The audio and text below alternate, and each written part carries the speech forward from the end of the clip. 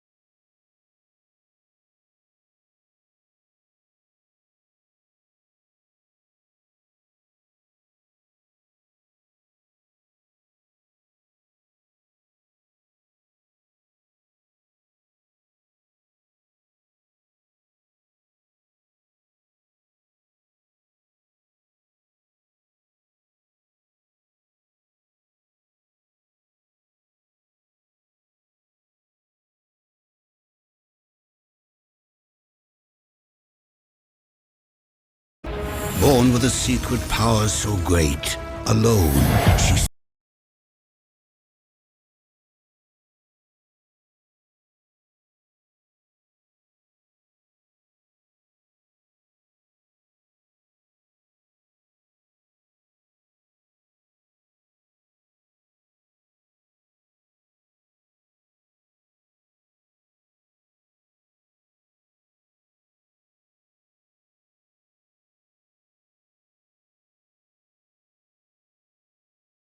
the force was hidden. One day she let it go.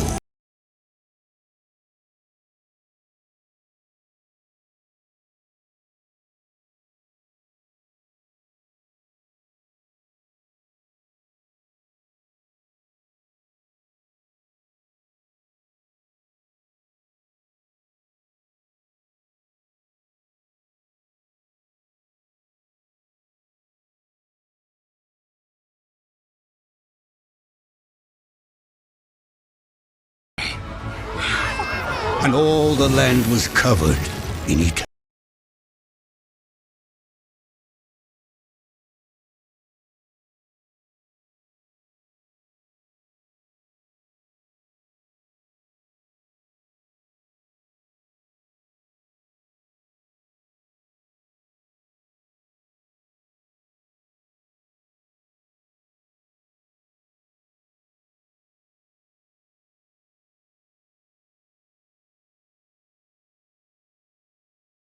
Please, just stay away! Elsa! I'll bring...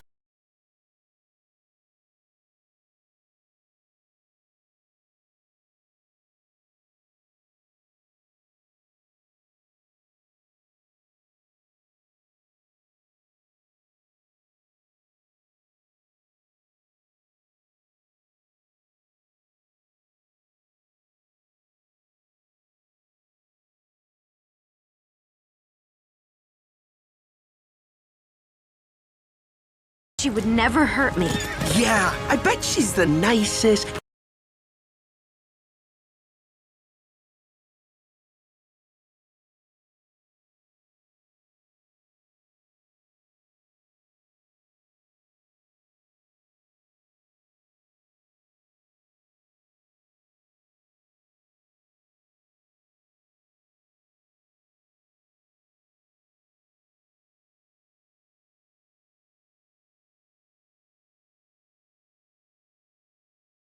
You're creepy. Whoa! I don't want it! Whoa, back at you. Ew, the body!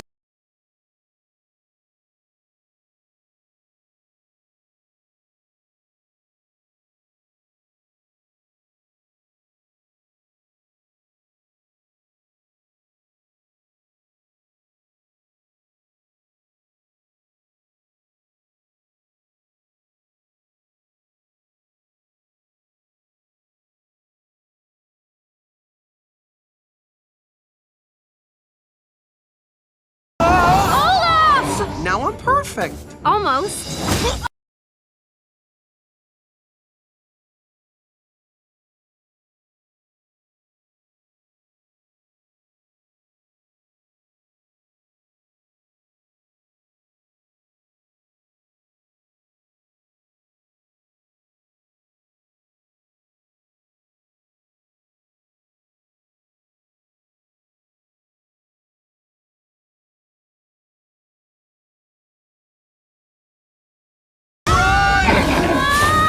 Heads up! It is not.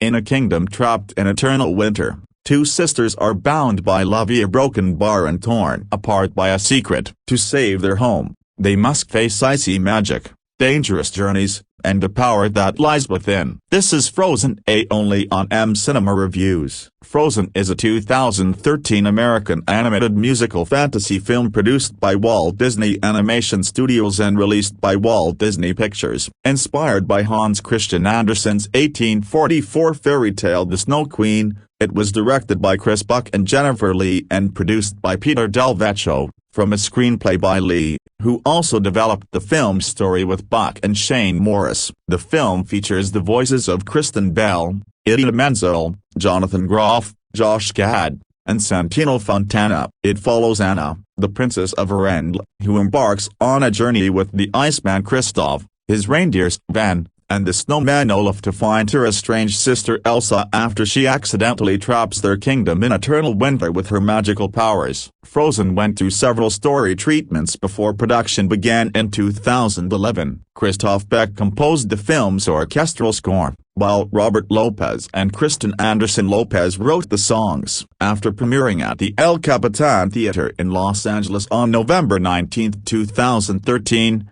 Frozen was released widely on November 27. It was praised for its visuals, screenplay, themes, music, and voice acting, and many critics regard it as Disney's best animated film since the Renaissance era. The film grossed over $1.280 billion worldwide, becoming the highest-grossing animated film until the remake of The Lion King surpassed it in August 2019. It ended its theatrical run as the highest-grossing film of 2013 and the fifth highest-grossing film of all time. Its songs, characters, story, and broad appeal made it a pop culture phenomenon. The film's success launched a franchise that includes the short Frozen Fever, 2015, the featurette Olaf's Frozen Adventure, 2017, and two feature-length sequels of Frozen 2, 2019, and Frozen 3, scheduled for 2027. Among its awards, it won the Academy Awards for Best Animated Feature and Best Original Song, the Golden Globe Award for Best Animated Feature Film, the BAFTA Award for Best Animated Film, and two Grammy Awards. Princess Elsa of Arendelle has naturally occurring magical powers of ice and snow. After she accidentally injures her younger sister Anna with her magic, their parents take them to a colony of trolls led by Grandpappy. He heals Anna and erases her memories of Elsa's magic. The king and queen decide that until Elsa learns to control her powers, they will close the castle gates and isolate her. Years of isolation create the rift between the sisters and, when they are adolescents, their parents are killed at sea. On Elsa's coronation day, the castle gates open to the public for the first time. Visiting dignitaries include the Hans and Prince Hans of the Southern Isles, whom Anna falls in love with at first sight. Hans proposes to Anna, but Elsa objects to the marriage and lashes out, accidentally revealing her powers to the terrified court. Accused of witchcraft by the scheming Duke of Weselton, Elsa flees to the North Mountain and feels free for the first time. She builds an ice palace and decides to live alone, unaware that her magic has plunged the realm into eternal winter. Anna ventures out to find Elsa, leaving Hans in command. She meets an ice courier named Kristoff and his reindeer Sven, and convinces them to bring her to the North Mountain. On the way, they meet Olaf, a living snowman created by Elsa's magic, who agrees to guide them. At the ice palace, Anna tells Elsa about what has happened to her and Elsa's fear makes her strike Anna with ice, accidentally freezing her heart. In desperation, Elsa creates a giant snow monster and casts Anna out of the castle to keep her safe. With Anna slowly freezing to death, Kristoff takes her to the trolls for help. Grandpappy says that only an act of true love can thaw her heart. Kristoff and Olaf race back to the castle so Hans can give Anna a true love's kiss, but Hans captures Elsa. Instead of kissing Anna, he reveals that he has actually been plotting to become ruler of Arendelle by marrying Anna and then killing both sisters. The sisters escape, and Olaf helps Anna reunite with Kristoff, whom he has realized is in love with her. Hans confronts Elsa, saying that she has killed Anna. Elsa breaks down, which abruptly stops the blizzard she created. Seeing Hans about to kill Elsa, Anna sacrifices her chance to be saved by Kristoff and steps between them. She freezes solid, which devastates Elsa. As she hugs her sister, Anna slowly thaws her heroism is an act of true love. Realizing that love is the key to controlling her powers, Elsa ends the winter. With the truth revealed and Elsa fully in control of her abilities, the citizens of Arendelle accept her as queen. Hans is arrested and exiled for treason and attempted assassination. Elsa appoints Kristoff the royal ice deliverer, and he and Anna share a kiss. The sisters mend their relationship, and Elsa promises never to lock the castle gates again. The magic behind the voices, a comprehensive look at Frozen, 2013. Casting introduction. When Disney's Frozen hit theaters in November 2013, it didn't just capture hearts worldwide, it redefined what an animated musical could achieve in the modern era. The film's unprecedented success, earning over $1.28 billion globally and becoming the highest-grossing animated film of all time, can be attributed to many factors: stunning animation, memorable songs, and a compelling story. However, at the heart of this magical tale lies something equally crucial: the extraordinary voice casting that brought the characters of Arendelle to life. The casting of Frozen represents a masterclass in voice acting selection, combining Broadway veterans with Hollywood stars, seasoned voice actors with fresh faces, and creating a perfect symphony of talent that elevated every character from lead to supporting role. Under the direction of Chris Buck and Jennifer Lee, with casting director Jamie Sparrow Roberts at the helm of talent selection, the film assembled a cast that would become forever synonymous with their animated counterparts. This comprehensive examination explores every aspect of the casting process,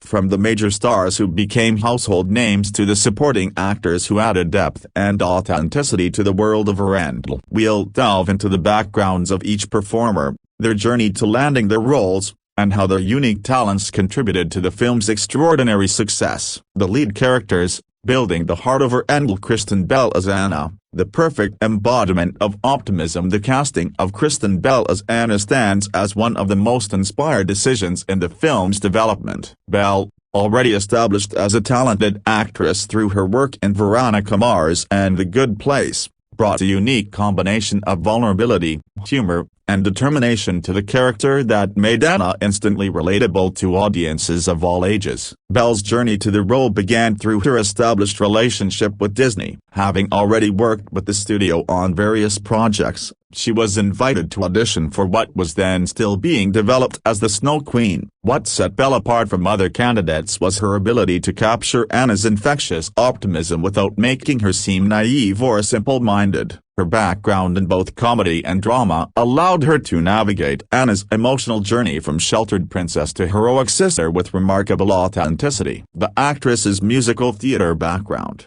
including her work on Broadway, proved invaluable for the role. Her performances of Do You Want to Build a Snowman? And For the First Time in Forever showcased not just her vocal abilities but her understanding of how to convey character development through song. Bell's voice carries the perfect combination of youthful exuberance and underlying loneliness that defines Anna's character arc. Bell's physical comedy background, honed through years of television work, translated surprisingly well to voice acting. Her ability to convey physical humor through vocal performance alone is evident in scenes like Anna's awkward encounters with Hans or her clumsy moments throughout the film. This skill added layers of personality to the character that might have been missed with a less experienced performer. Idina Menzel as Elsa, Broadway royalty meets Disney magic. Perhaps no casting decision in Frozen was more crucial than selecting Idina Menzel as Elsa. Menzel, already a Broadway legend for her originating roles in Rent and Wicked, brought a gravitas and vocal power to Elsa that transformed the character from what could have been a simple villain into the complex, sympathetic figure that became the heart of the film. Menzel's casting came about through a combination of her established reputation and a fortuitous audition process. The directors were specifically seeking someone with the vocal range and emotional depth to handle Elsa's transformation from frightened recluse to self-accepting queen. Menzel's experience playing Elphaba in Wicked, another misunderstood character with magical powers, made her a natural fit for the role. The decision to cast Menzel fundamentally changed the direction of the film. Originally conceived as a more traditional villain, Elsa's character was reconceptualized when the creative team heard Menzel's interpretation of Let It Go. Her performance of the song during development convinced the filmmakers to restructure the entire story, making Elsa a more sympathetic character struggling with her powers rather than embracing evil. Menzel's vocal performance in Let It Go became nothing short of iconic. Her ability to convey Elsa's emotional journey from fear and isolation to liberation and self-acceptance in a single song demonstrates why she's considered one of Broadway's greatest talents. The performance requires tremendous vocal range,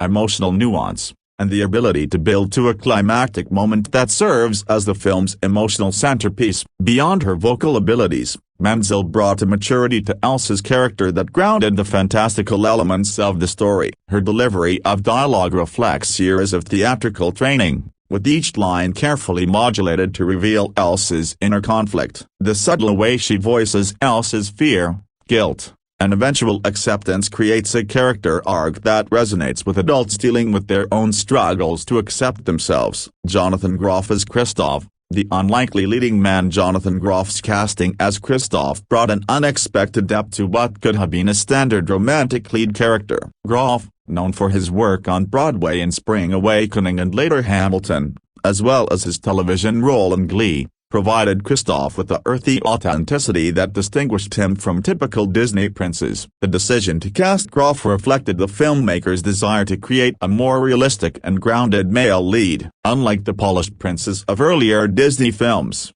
Kristoff is rough around the edges, socially awkward, and more comfortable with his reindeer than with people. Groff's performance captures this perfectly, bringing a naturalistic quality to his delivery that makes Kristoff feel like a real person rather than an idealized romantic figure. Groff's vocal work on songs like Reindeers Are Better Than People and Fixer Upper showcases his ability to balance humor with genuine emotion. His voice carries a warmth that makes Kristoff immediately likable, while his comic timing adds levity to potentially sentimental moments. The song he performs to Sven reveals Kristoff's lonely but optimistic worldview, and Groff's interpretation makes this exposition feel natural rather than forced. The chemistry between Groff and Bell's vocal performances creates a believable romantic relationship that develops organically throughout the film. Their duet moments, particularly in Love Is an Open Door, though sung with Santino Fontana as Hans, demonstrate Groff's ability to play off other performers and create genuine connection through voice acting alone. Josh Gad as Olaf,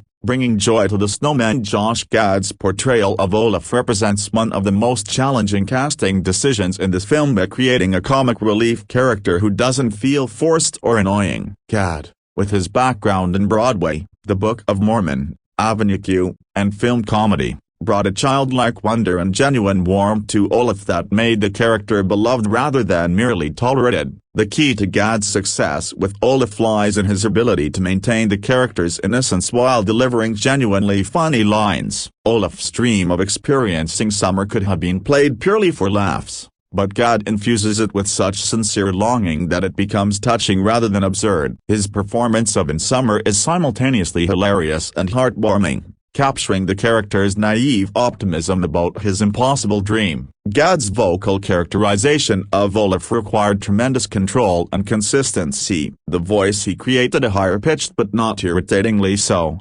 energetic but not manic, had to sustain throughout the entire film without becoming grating. His background in musical theater provided him with the vocal stamina and control necessary for this demanding role. The emotional moments Gad delivers as Olaf, particularly his sacrifice scene and his conversations with Anna about love, demonstrate his range as a performer. He manages to make profound statements about love and sacrifice feel natural coming from a comic character, adding unexpected depth to what could have been a simple comedic role. Supporting characters: the foundation of her Endel Santino Fontana as Hans. The charming deception Santino Fontana's casting as Prince Hans showcases the importance of choosing actors who can embody multiple layers within a single character. Fontana, a Broadway veteran known for his work in Hello, Dolly, and Tootsie, brought the perfect combination of charm and underlying menace to create one of Disney's most effective villains. The challenge of playing Hans lies in the character's deceptive nature. For most of the film,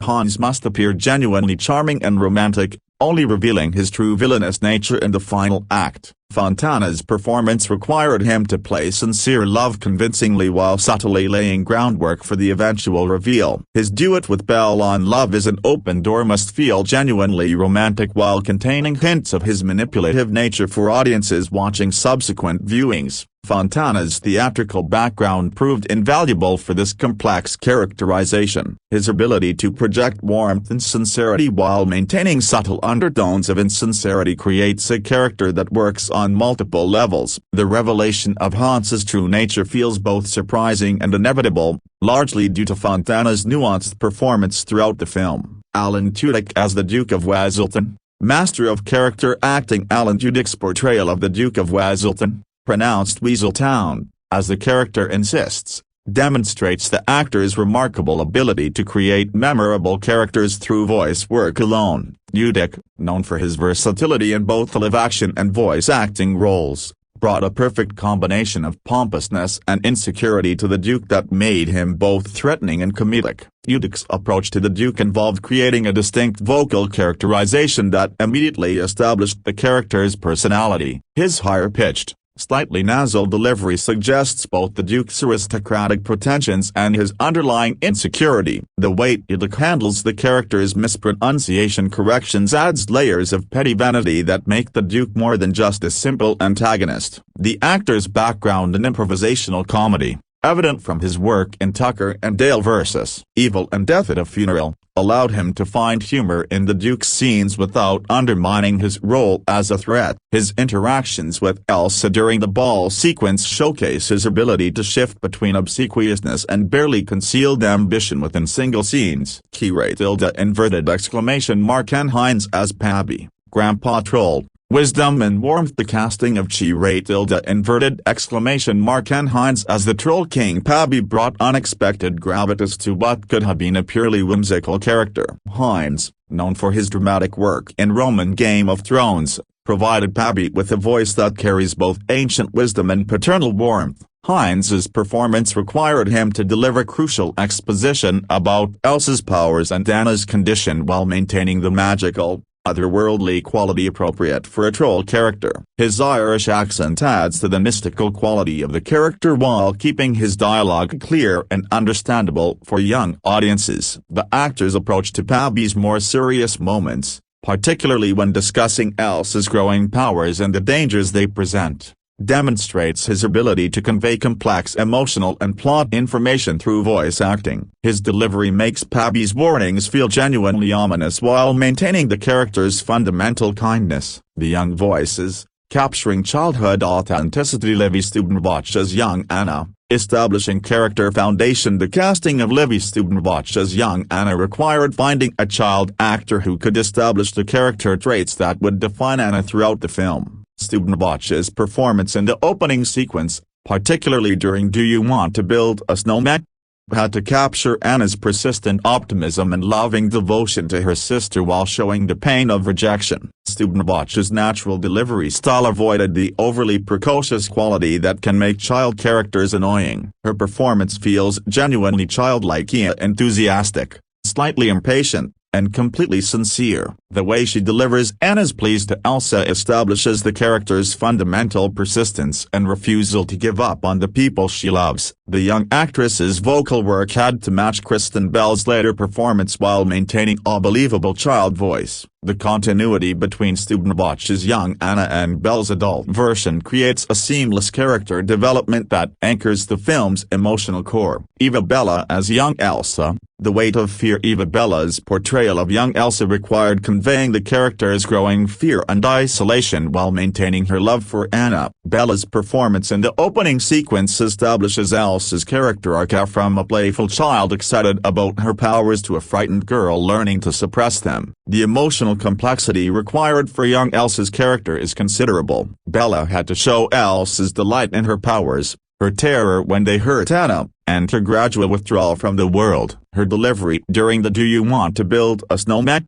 Sequence, particularly her silent refusal to engage with Anna, conveys volumes about Elsa's internal struggle. Bella's performance creates a believable foundation for Idina Menzel's adult Elsa. The fear and isolation established in her childhood scenes provide context for all of Elsa's adult behaviors, making her eventual character growth more meaningful. Spencer Lacey Gaines as teen Elsa. The transitional voice. Spencer Lacey Gaines's brief but crucial appearance as teenage Elsa required capturing the character at her most isolated period. Her few lines during the Do You Want to Build a Snowman?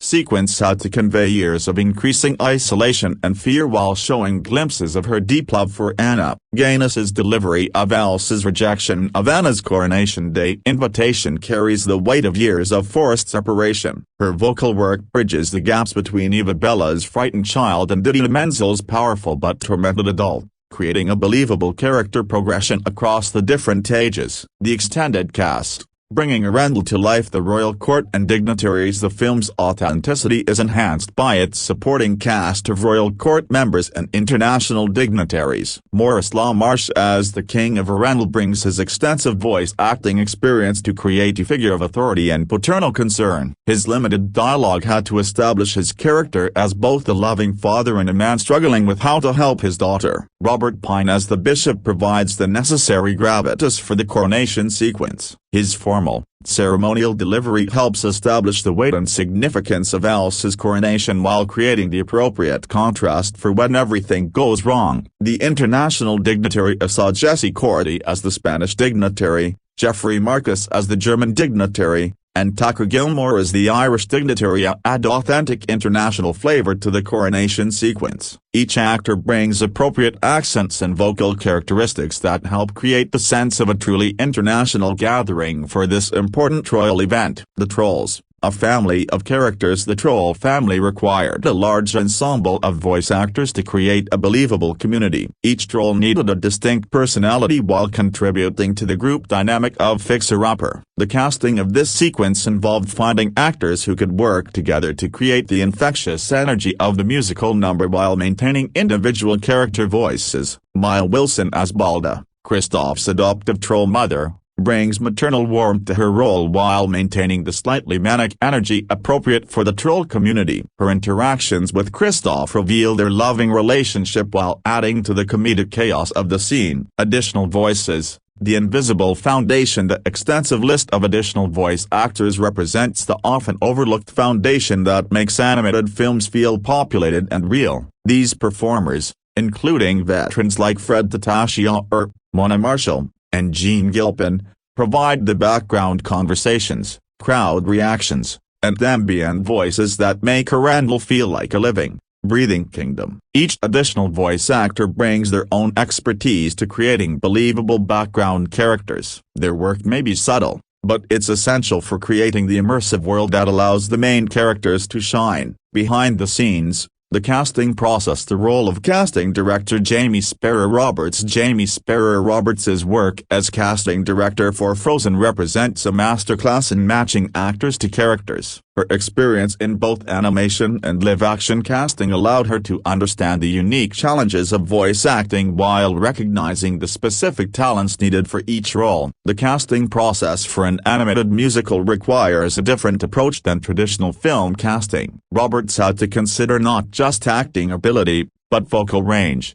musical theater experience, and the ability to convey emotion through voice alone. Her choices reflected deep understanding of how voice acting differs from on-screen performance. Roberts's casting decisions often went against conventional wisdom. Choosing Broadway veterans like Menzel and Groff for major animated roles was relatively unusual at the time, as was pairing them with television stars like Bell and Gad. This blend of theatrical and screen experience created a unique dynamic that elevated the entire film. The chemistry factor. One of the most crucial aspects of the casting process was ensuring that the voice actors had natural chemistry, even though they often recorded separately. The relationships between characters saw Anna and Elsa's sisterly bond, Anna and Kristoff's romantic development, Kristoff and Olaf's friendship all had to feel genuine despite being created entirely through vocal performance. The success of these relationships can be attributed to both the individual talents of the actors and the casting director's ability to envision how their voices would work together. The natural warmth in Kristen Bell's voice complements the depth of Idina Menzel's performance, creating a believable sisterly relationship that drives the entire film. Musical casting considerations. The songs in Frozen are not just entertainment, they are essential storytelling elements that required specific vocal abilities from the cast. Each major character had to be able to handle their musical moments while maintaining character consistency in their spoken dialogue. The casting process had to account for vocal range, musical theater experience, and the ability to convey character development through song. This is particularly evident in the choice of Idina Menzel for Elsa. Her Broadway background was essential for handling Let It Go, but she also had to be able to deliver the character's dramatic dialogue with equal effectiveness. The impact of voice acting on character development. How vocal performance shaped the characters. The voice actors' interpretations significantly influenced how their characters were ultimately written and animated. Idina Menzel's powerful delivery of Let It Go led to Elsa being reconceived from villain to protagonist. Josh Gad's natural humor and warmth made Olaf more central to the story than originally planned. This collaborative process between voice actors and filmmakers demonstrates how animated films can benefit from allowing performers to influence character development. The final versions of the Frozen characters reflect not just the writer's intentions but the unique qualities each actor brought to their roles. The technical challenges of voice acting. Voice acting for animation requires a different set of skills than on-screen performance. Actors must convey all emotion, personality, and character development through their voice alone, often without the benefit of seeing the completed animation. This requires tremendous vocal control and the ability to maintain character consistency across recording sessions that may be months apart. The Frozen cast met these challenges exceptionally well. Each actor developed a distinct vocal characterization that remained consistent throughout the film while allowing for character growth and emotional range. This consistency is particularly important in animated films, where voice work provides the foundation for all other character elements. Cultural impact and legacy. Setting new standards for animated voice acting. The casting success of Frozen has influenced how animated films approach voice acting. The blend of Broadway talent with screen actors has become more common, as studios recognize the value of theatrical training for musical animated films. The film's success also demonstrated that audiences respond positively to voice acting that prioritizes character authenticity over celebrity recognition. While the cast included recognizable names, they were chosen for their suitability to their characters rather than their marquee value alone. International versions and voice casting. The success of the original English voice cast created challenges and opportunities for international versions of the film. Each country's version had to find actors who could match the vocal qualities and emotional depth of the original while adapting to their local languages and cultural contexts. The international casting process for Frozen often prioritized finding local equivalents to the Broadway-caliber talent of the original cast. This led to many countries casting their own musical theater stars as Elsa, creating a global community of performers connected to this iconic character. Technical aspects of the recording process. Studio techniques and direction. The recording process for Frozen involved careful coordination between the voice actors, directors, and sound engineers to capture performances that would serve the story effectively. Each actor's recording sessions were tailored to their specific needs and working style, allowing them to deliver their best possible performances. The director's approach to working with voice actors varied based on each performer's experience and needs. Broadway veterans like Menzel and Groff required less direction on musical numbers but benefited from guidance on how their performances would translate to animation. Screen actors like Bell brought naturalistic dialogue delivery but needed support with the more theatrical musical moments. Sound design and voice integration. The integration of voice acting with the film's sound design required careful attention to how each character's voice would fit into the overall audio landscape. The distinct vocal characteristics of each character had to remain clear and identifiable even during complex musical numbers or action sequences. The technical team worked closely with the voice cast to ensure that their performances would translate effectively to the final film. This involved considerations of vocal levels, emotional intensity,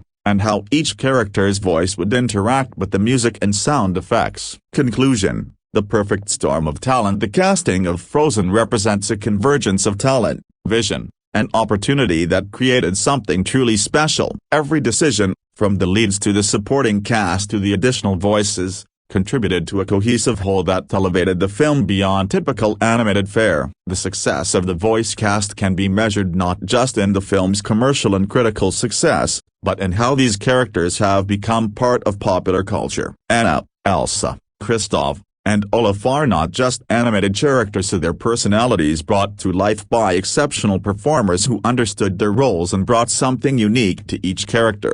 Jamie Sparrow Roberts and the casting team created more than just a list of voice actors. They assembled a company of performers whose combined talents created magic. The chemistry between the actors, even when recording separately, created relationships that feel authentic and engaging. The Broadway influence on the cast brought a level of musical theater expertise that elevated every song in the film. The screen acting experience of performers like Bell and Tudyk added naturalistic dialogue delivery that grounded the fantastical elements of the story. The voice acting veterans in supporting roles provided the solid foundation that allowed the leads to shine. Looking back at Frozen more than a decade after its release, the casting choices remain impressive for their insight and effectiveness. Each actor brought something essential to their role, creating characters that have endured in popular consciousness and spawned a franchise that continues to captivate audiences worldwide. The casting of Frozen serves as a masterclass in understanding that voice acting is not just about famous names or vocal ability, it's about finding the perfect match between performer and character. When that magic happens, as it did throughout this film, the result can be truly extraordinary. The voices of Anna continue to resonate with audiences because they were created by performers who understood their characters deeply and brought them to life with authenticity, skill, and genuine artistry. The legacy of Frozen's casting extends beyond the film itself, influencing how animated musicals approach voice acting and demonstrating the value of prioritizing character authenticity over celebrity status. In doing so, it created something that has become a permanent part of our cultural landscape, a testament to the power of exceptional casting and the magic that happens when the right performers meet the right characters at the right moment in time. Frozen, 2013, a comprehensive analysis. Introduction. Frozen, the 2013 American animated musical fantasy film produced by Walt Disney Animation Studios, stands as one of the most significant animated films in modern cinema history. Inspired by Hans Christian Andersen's 1844 fairy tale The Snow Queen, this groundbreaking film transformed a classic story into a contemporary masterpiece that redefined Disney animation and popular culture. Directed by Chris Buck and Jennifer Lee, with Lee becoming the first woman to direct a full-length animated film from Walt Disney Animation Studios, Frozen achieved unprecedented commercial success. critical acclaim, and cultural impact that continues to resonate today. The film follows Princess Anna of Iran as she embarks on a perilous journey with Iceman Kristoff, his reindeer Sven, and the enchanting snowman Olaf to find her estranged sister Elsa, who has accidentally trapped their kingdom in eternal winter with her magical ice powers. This seemingly simple narrative framework supported deeper themes of sisterhood, self-acceptance, fear, love, and the courage to embrace one's true identity. Production development and pre-production. The journey of Frozen began decades before its 2013 release, with Walt Disney Productions first exploring a possible adaptation of Hans Christian Andersen's works in late 1937, before the December premiere of Snow White and the Seven Dwarfs. In March 1940,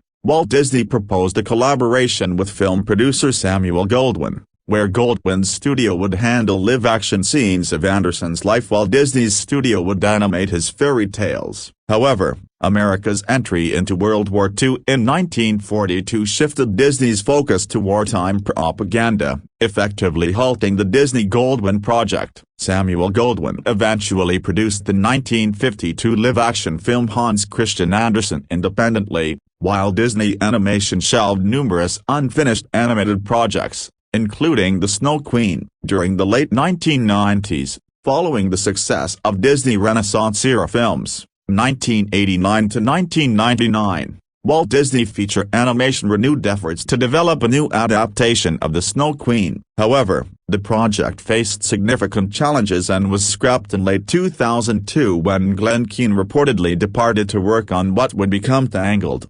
2010, multiple creative teams attempted to crack the story between 2000 and 2002, including Harvey Fierstein, Paul and Gaëtan Brizzi, Dick Zondak, and Dave Getz, but none succeeded in creating a compelling narrative structure. The project's fortunes changed dramatically in 2008 when John Lasseter, who had become chief creative officer of Pixar and Disney Animation following Disney's acquisition of Pixar in 2006, convinced Chris Buck to return to Walt Disney Animation Studios from Sony Pictures Animation. Buck pitched several ideas to Lasseter that September, including The Snow Queen. Lasseter's long-standing interest in the property, dating back to his Pixar days when he had seen pre-production art from Disney's previous attempts, provided the necessary executive support to move forward. Development began as Anna and the Snow Queen, initially planned as traditional hand-drawn animation. Josh Gad noted his early involvement when the plot remained relatively close to Andersen's original fairy tale,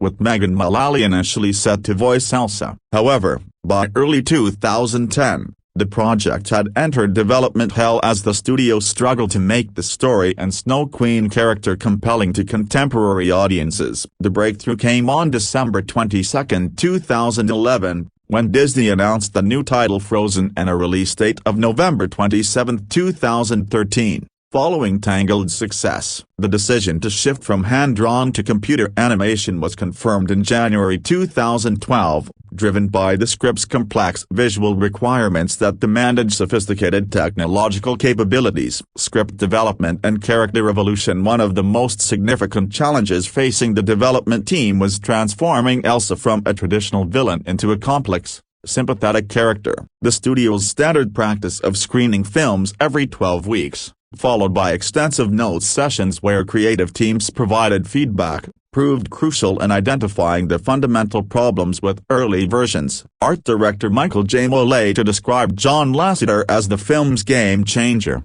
recalling Lasseter's assessment that while the story was fun, very light-hearted, the characters didn't resonate and lacked the multifaceted nature necessary for audience connection. This feedback prompted a complete reimagining of the central relationships and character dynamics. The first major breakthrough involved rewriting Anna as Elsa's younger sister, creating a family dynamic that would drive the emotional core of the story. This approach was unusual in American animated films, with Disney's Lilo & Stitch, 2002, being one of the few precedents exploring sisterly relationships as a central plot element. To better understand these dynamics, Disney Animation convened a sister summit where female employees who had grown up with sisters discussed their relationships, providing authentic insights that would inform the character development. Jennifer Lee joined the project as screenwriter in March 2012, brought in after previous screen and songwriters' efforts had imploded. This allowed Lee and the songwriting team to significantly influence the new script's direction. The production team essentially started over with only 17 months remaining,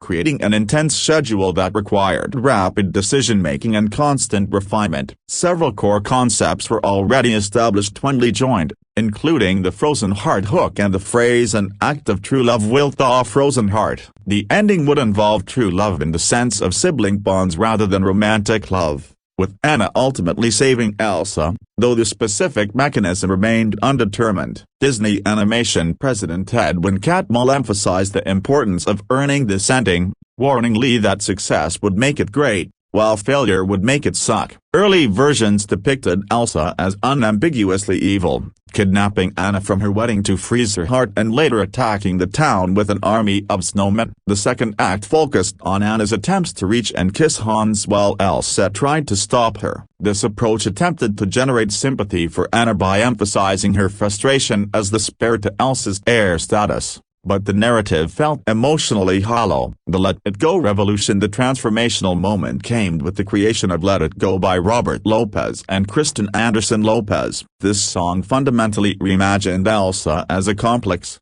vulnerable, and sympathetic character struggling with fear and isolation rather than malicious intent. The songwriters envisioned Elsa not as a villain but as a scared girl struggling to control and come to terms with her gift. Let It Go captured Elsa's emotional journey of self-acceptance and liberation, depicting her moment of freedom when she finally embraces her powers without fear of hurting others. This character evolution necessitated rewriting the entire first act, with changes rippling throughout the entire narrative structure. Producer Peter Del Vecchio explained that the song transformed Elsa into someone ruled by fear while Anna was ruled by her own love of other people and her own drive. Another crucial development was the introduction of Prince Hans as the true villain. Absent from earlier drafts, this plot twist required careful construction to maintain believability while subverting audience expectations. Del Vecchio noted the delicate balance required. Audiences had to believe Hans was the answer before discovering he wasn't,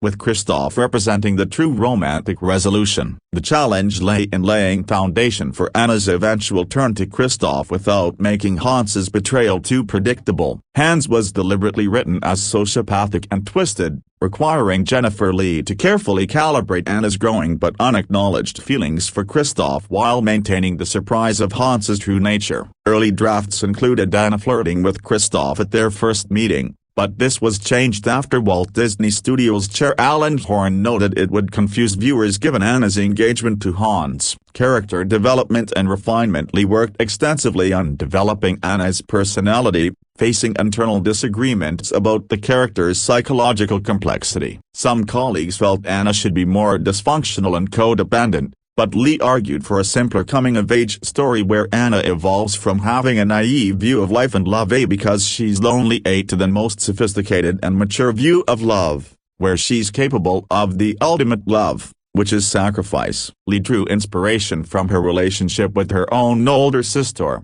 calling her My Elsa and walking the red carpet with her at the Academy Awards. This personal connection informed the authentic portrayal of sibling relationships that would become the film's emotional foundation. The character of Olaf underwent significant revision from Elsa's obnoxious sidekick to Anna's comically innocent companion. Lee's initial reaction to the mean version was "kill the effing snowman," finding him the hardest character to deal with. The solution to Anna saving Elsa at the climax came from story artist John Ripa, whose pitch received a standing ovation and prompted Lasseter to declare he'd never seen anything like that before. The team abandoned considerable detail from earlier drafts, including a troll with a Brooklyn accent, meant to explain Elsa's magical powers, and the regent Lee hoped to cast Louis C.K. as. These elements were cut because they contributed to a much more complex story than really we felt like we could fit in this 90-minute film. Lee's promotion to co-director occurred in August 2012, announced that November, making her the first woman to direct a full-length animated film from Walt Disney Animation Studios. Her extensive involvement in the development process and shared vision with Buck made this collaboration natural and effective. Filming, animation production, artistic direction and visual development. Unlike traditional live-action filming, Frozen's filming process involved sophisticated computer animation that blended features of computer-generated imagery, CGI, with traditional hand-drawn animation aesthetics. Chris Buck recruited Michael Giacchino as art director, knowing he was the ideal candidate to develop the distinctive visual style drawing from the best Disney hand-drawn films of the 1950s, Disney Little Golden Books, and mid-century modern design. The artistic team conducted extensive research to create authentic visual foundations. Giacchino began by studying Scandinavia, visiting the Danish-themed city of Solvang, California, near Los Angeles. He focused particularly on Norway after finding that 80% of the visuals that appealed to him originated from that country. Disney sponsored 3 comprehensive research field trips to gather authentic reference material. Animators and special effects specialists traveled to Jackson Hole, Wyoming, to experience walking, running, and falling in deep snow wearing various attire, including long skirts, worn by both men and women. This hands-on research provided crucial understanding of how snow affects movement and clothing behavior. The lighting and arts teams visited Quebec City's ice hotel to study how light reflects and refracts on snow and ice surfaces, informing the film's sophisticated lighting design. Giacchino and several artists then traveled to Norway to absorb the country's mountains, fjords, architecture, and culture firsthand. This research trip proved essential for creating believable environments despite the film's fantastic elements. Del Vecchio emphasized that while the world didn't need to be realistic, it had to be believable, requiring understanding of Norway's scope and scale. Animation challenges and team organization. The animation team faced the daunting challenge of completing the film in less than 12 months due to the late resolution of script issues. Other films like Pixar's Toy Story 2 had been completed on similar schedules, but the compressed timeline meant late nights, overtime, and stress for the 600 to 650 person team, including approximately 70 lighting artists, over 70 animators, and 15 to 20 storyboard artists. Del Vecchio organized the animation team around character leads, with supervising animators responsible for specific characters. This approach differed from Tangled's structure but ensured one person could fully understand and develop each character before imparting that knowledge to the crew. Hiram Osman supervised Olaf's animation, bringing comedy through his quiet but wacky personality. Becky Brissy, leading her first character animation, supervised Anna. Wayne Unton requested to animate Elsa, fascinated by the character's complexity, carefully developing her facial expressions to contrast her fear with Anna's fearlessness. Acting coach Warner Laughlin helped animators understand their characters' psychology and motivations. Many animators performed their own acting for scenes, with Brissy filming herself to discover elements that made scenes feel authentic and believable. Unton studied videos of Idina Menzel's recording sessions, animating Elsa's breathing to match Menzel's performance perfectly. Cinematographic approach. For cinematographic inspiration, Giacchino drew from Jack Gardoff's work on Black Narcissus, 1947, aiming for hyper-reality that could showcase the Norwegian fjord's depth and scale. The horizontal and vertical aspects of the fjords provided perfect framing for the sibling story. Ted D. McCord's cinematography in The Sound of Music also influenced the visual approach. Giacchino proposed producing Frozen in CinemaScope, approved by Lasseter, making it the first completely CinemaScope-produced animated film since 2000's Titan AE. This widescreen format enhanced the epic scope while ensuring Norway's fjords, architecture, and rose-mauling folk art remained central to Arundel's environmental design. Despite computer animation's typical avoidance of saturated colors, Giacchino insisted on incorporating them to achieve visual authenticity and emotional impact. A live reindeer named Sage was brought to the studio for animators to study movement and mannerisms for Sven's character, ensuring authentic animal behavior despite the anthropomorphic storytelling elements. Costume and character design. Giacchino recognized Frozen as fundamentally a costume film from the project's inception, bringing in character designer Jean Gilmore as a dedicated costume designer. This represented a significant departure from traditional animation practices, which typically integrate costume and character design, treating clothing as character components. Computer-generated animation, however, treats costumes as quasi-separate entities with independent properties and behaviors. Frozen required unprecedented attention to minutiae including fabrics, buttons, trim, and stitching details. Gilmore's approach melded historic silhouettes of 1840 Western Europe, give or take, with the shapes on garment relationships and details of folk costume in early Norway, circa 19th century. This approach emphasized wool fabric with velvet, linen, and silk accents. During production, Jamo and Gilmore provided departments with real-world fabric samples, drawing from the studio's in-house library and Walt Disney Parks and Resorts Costume Division in Fullerton, California. The film's look development artists, Disney's term for texture artists, created digitally painted surface simulations while other departments handled movement, rigging, weight, thickness, and lighting of textile animation. Technical innovation. The studio developed several groundbreaking tools to achieve realistic snow and ice effects. Disney sought an all-encompassing, organic tool that could provide comprehensive snow effects without requiring multiple methods. California Institute of Technology professor Kenneth Liebrecht instructed the effects group on snow and ice formation, explaining why snowflakes are unique. This knowledge enabled the creation of a snowflake generator producing 2,000 unique snowflake shapes for the film. Achieving believable heavy, deep snow that interacted naturally with characters proved particularly challenging. Principal software engineer Andrew Sal noted that snow not really a fluid, it's not really a solid, it breaks apart, it can be compressed into snowballs. All of these different effects are very difficult to capture simultaneously. Software engineers collaborated with mathematics researchers at UCLA to develop Matterhorn, a snow simulator application using advanced mathematics, the material point method, and physics. This tool depicted realistic snow behavior in virtual environments and was used in at least 43 scenes, including several key sequences. Software engineer Alexei Stomakin described snow as an important character in this film, receiving special attention from filmmakers. Additional tools included spaces, allowing Olaf's deconstructible parts to be moved and rebuilt, flourish, enabling art-directed movement like leaves and twigs, Snowbatcher, helping preview snow's final appearance when characters walk through it, and Tonic, which enabled hair sculpting. Tonic helped animate Elsa's hair containing 420,000 computer-generated strands, compared to the average human's 100,000 hair strands. Frozen featured 312 character rigs and 245 cloth costume rigs, significantly more than previous Disney films. The Ice Palace construction sequence required collaboration from 50 effects and lighting artists to create one single shot,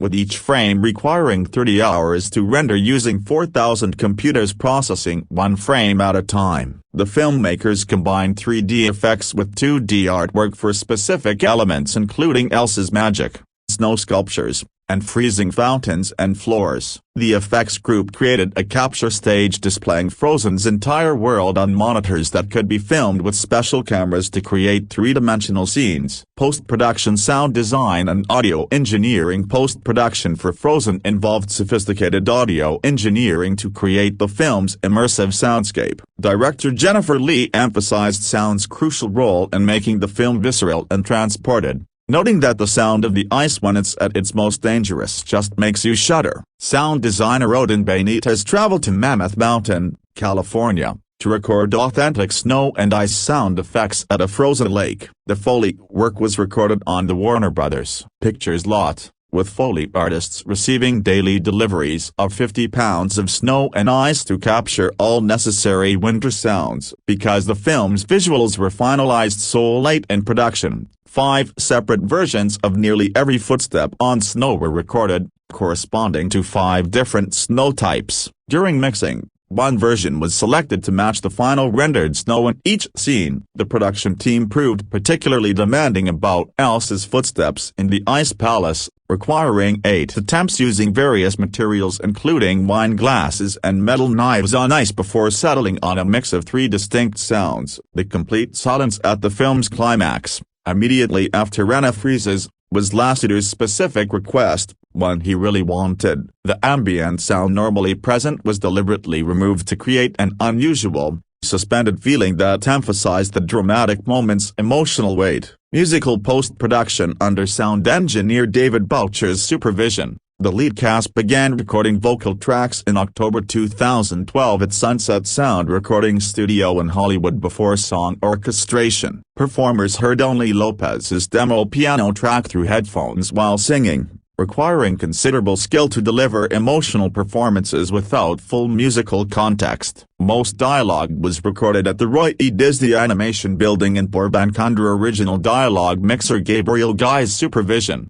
who also mixed the film's sound effects. Some dialogue was recorded after songs at Sunset Sound and Capitol Studios, with both facilities providing vocal isolation booths where Menzel and Bell could maintain line of sight while avoiding bleed-through between their tracks. Additional dialogue recording occurred at an Adair facility on the Walt Disney Studios lot and at the Soundtrack Group's New York studio, accommodating the schedules of New York-based cast members like Santino Fontana. Lopez and Anderson Lopez's piano vocal scores and vocal tracks were sent to Salem, Oregon-based Dave Metzger for arrangement and orchestration. For the orchestral score, Christoph Beck incorporated regional instruments like the bakahorn and traditional vocal techniques such as culming to honor the Norway and me-inspired setting. Beck collaborated with the songwriting team to create a cohesive musical journey from beginning to end, integrating songs into score arrangements seamlessly. The final orchestrations were recorded at the Eastwood scoring stage of the Warner Bros. Pictures studio lot by an 80-piece orchestra with 32 vocalists, including Norwegian Christine Hals, who performed calming for Beck's score when Elsa misuses her powers. Boucher supervised song recordings from July 22 to 24, 2013, while Stone supervised score recording on September 3 to 6 and 9/10. Boucher mixed songs at the Eastwood stage while Stone mixed the score at Beck's Santa Monica studio. The final re-recording mix in Dolby Atmos format was performed at the Disney lot by Casey E. Fleur of Disney Digital Studio Services. International localization. Frozen underwent extensive localization through Disney Character Voices International, being translated and dubbed into 41 languages compared to The Lion King's 15 languages. Finding sopranos capable of matching Menzel's warm vocal tone and 3-octave range in their native languages proved particularly challenging. Rick Dempsey,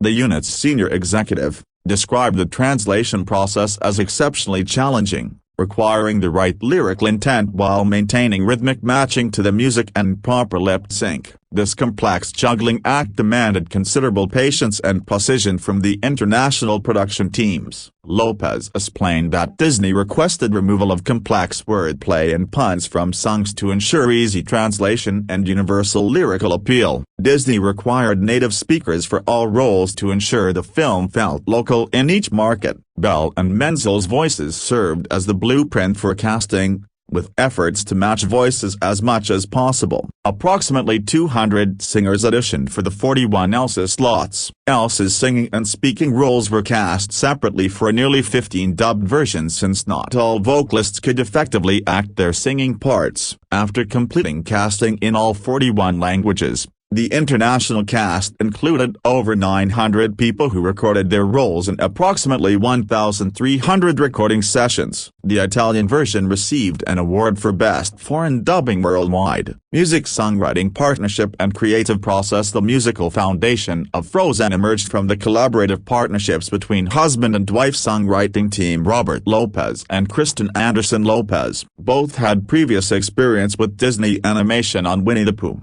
2011, and Disney Parks on Finding Nemo as a Musical, 2007, making them familiar with Disney's creative processes and expectations. Lopez first encountered Disney Animation's pitch in Los Angeles while working on the Book of Mormon musical. Disney's production team traveled to New York City to pitch the project personally to Anderson Lopez, who was raising their 2 young daughters. Lopez believes Disney was particularly interested in his wife's storytelling talents, and their decision proved straightforward. Whenever Disney asks if you want to do a fairy tale musical, you say yes. The songwriters dedicated approximately 23 minutes of the film to musical numbers, working under challenging geographical constraints. Living in New York City while collaborating with the Burbank-based production team required nearly daily 2-hour transcontinental video conferences for about 14 months. They recorded demos of each song in their home studio,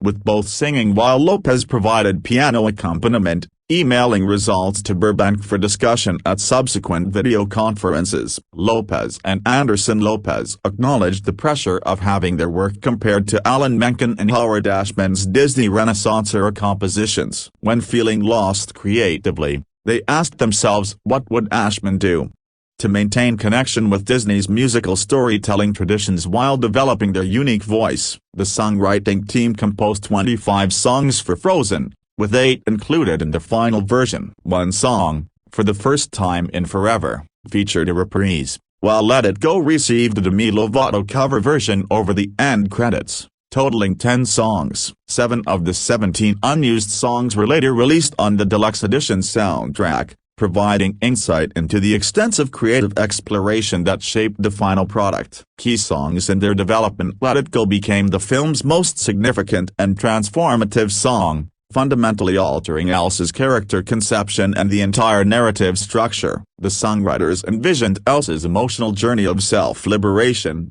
capturing her moment of freedom when she finally embraces her powers without fear of causing harm. The song's emotional resonance and thematic power convinced the creative team to reimagine Elsa as a complex, sympathetic character rather than a traditional villain. For the First Time in Forever proved crucial to the film's final structure, composed in June 2013, just 5 months before the announced release date. According to Lopez, this song became the linchpin of the whole movie, finally making the overall narrative cohesive and emotionally satisfying. The song's completion marked the moment when Disney conducted test screenings of the partially completed film, leading to the realization that they had something, because the reaction was huge. The opening number incorporated *! Musician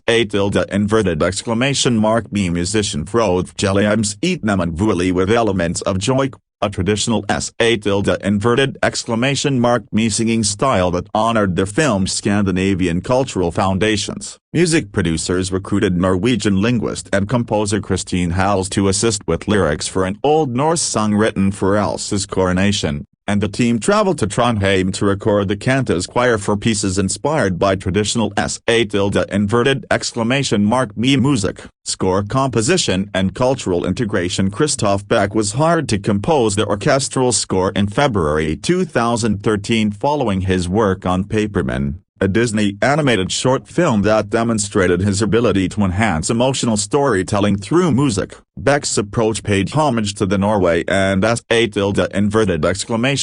Inspired setting by incorporating regional instruments such as the buckehorn and traditional vocal techniques like calling. Beck collaborated closely with Lopez and Anderson Lopez to integrate songs into score arrangements, with their collective goal being to create a cohesive musical journey from beginning to end. This integration required careful attention to musical continuity, ensuring seamless transitions between song and score segments despite their separate recording processes. Norwegian Christine Hals performed calling specifically for Beck's use in the score when Elsa misuses her magical powers, adding authentic cultural elements that enhance the film's emotional impact. The final orchestrations were performed by an 80-piece orchestra with 32 vocalists at the Eastwood scoring stage, creating rich, layered musical textures that supported both intimate character moments and epic set-pieces. The scoring process required precise coordination between different recording locations and mixing engineers. Beck's scoring mixer Casey Stone worked with song supervisor David Boucher to align microphones for seamless transitions between songs and score despite their separate recording, ensuring consistent audio quality throughout the film. Release. Theatrical release strategy. Frozen's theatrical release followed a carefully orchestrated strategy designed to maximize audience engagement and commercial success. The film premiered at the El Capitan Theater in Hollywood on November 19, 2013,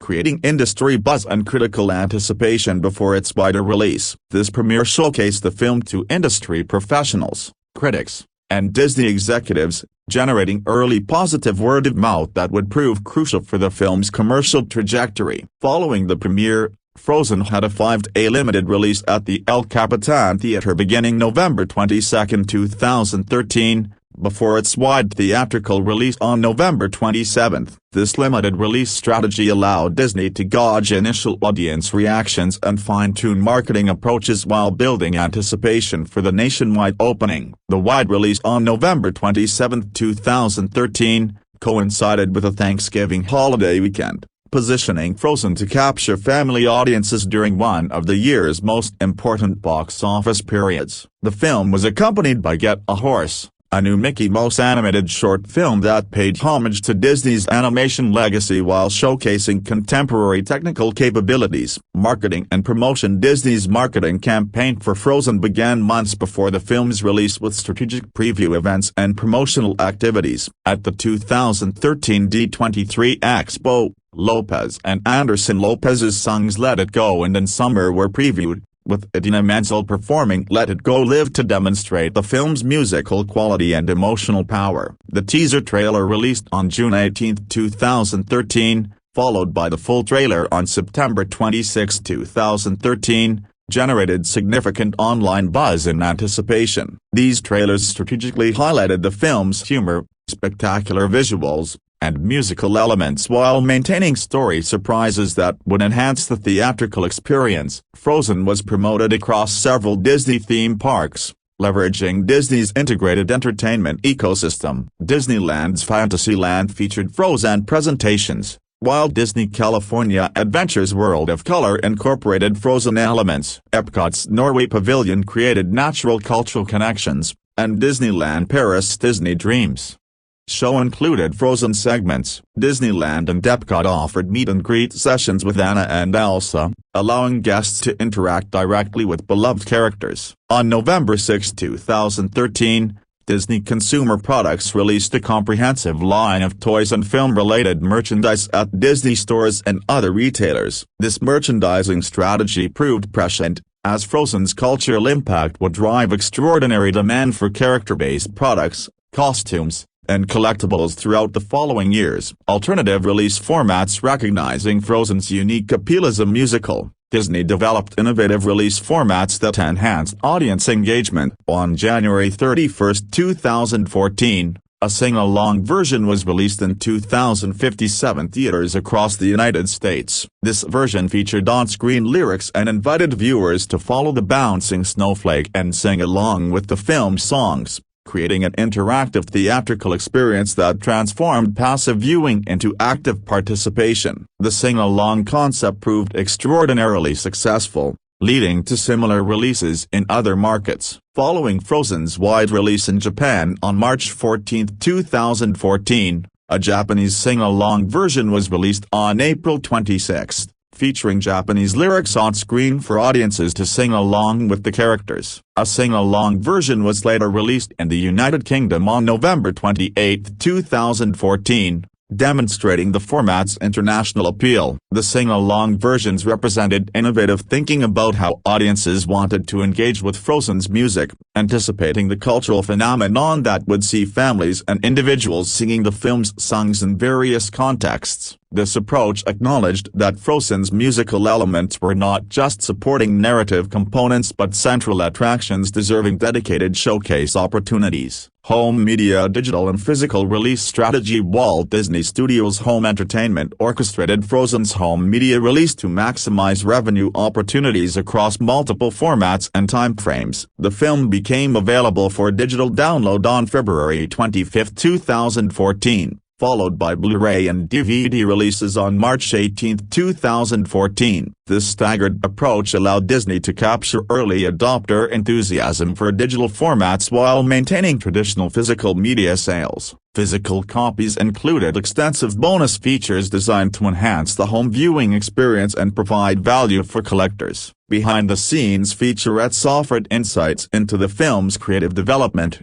while deleted scenes provided glimpses of alternative narrative directions. The inclusion of the film's teaser trailer, Let It Go music video, and the Get a Horse short film created comprehensive packages that justified premium pricing. Following an August 12, 2014 announcement, a sing-along reissue was released on DVD and digital download on November 18, 2014, capitalizing on the format's theatrical success. A 4K Ultra HD Blu-ray version was released in 2019, ensuring the film remained available in the highest quality formats as technology evolved. Commercial performance and records. Frozen's home media performance exceeded all expectations, establishing multiple industry records and demonstrating the film's extraordinary commercial appeal. The film sold 3.2 million units on its Blu-ray and DVD release day, ranking among the decade's biggest home video sellers and becoming Amazon's best-selling children's disc of all time. The digital download version achieved unprecedented success,